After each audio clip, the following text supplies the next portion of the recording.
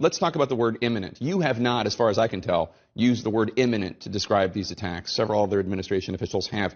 Do you think you believe the threat was real? Do you believe it was imminent? In my definition, yes. I think that the attack was days away. He had a proven track record of executing attacks and killing Americans. It was going to be in multiple sites. It was described as being much bigger, I think, for all those reasons, and the fact that a senior intelligence official said the risk of inaction is greater than the risk of action. Right. Compelling for me. That's what Gina Haspel, the director of the CIA, said, according to the New York Times. So you're basically confirming that. So here's a question for you.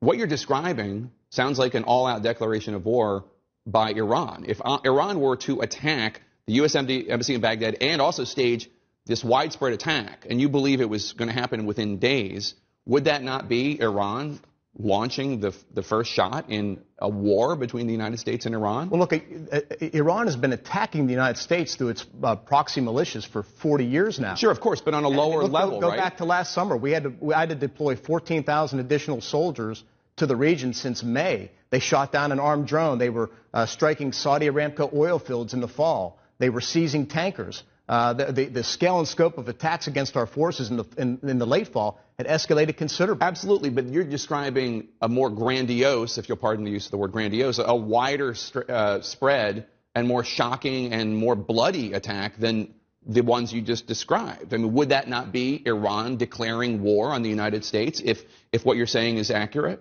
Well, it could be. That's why I think the compelling action was to disrupt the attack by taking out Soleimani, a known terrorist leader of a terrorist organization who was on a ground meeting with another terrorist leader. Taking him out disrupted the attack.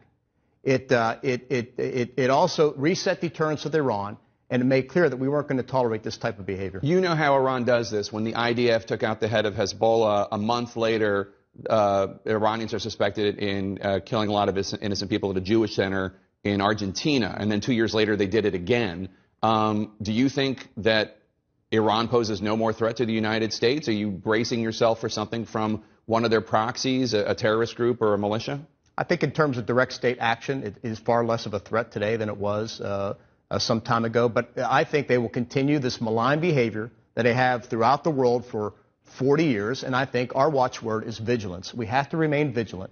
What we got to do, though, is get back to a position where they will come sit down with us. We can talk about how we get Iran to act like and behave like a normal country. That's what all of us want. That's what the regional partners want. That's what the Europeans want, is get Iran to behave like a normal country, which means no nuclear weapons program, no long-range ballistic missiles, no hostage-taking, and no support of proxy groups that are spreading mischief from Yemen and Iraq and Syria to Africa to Afghanistan.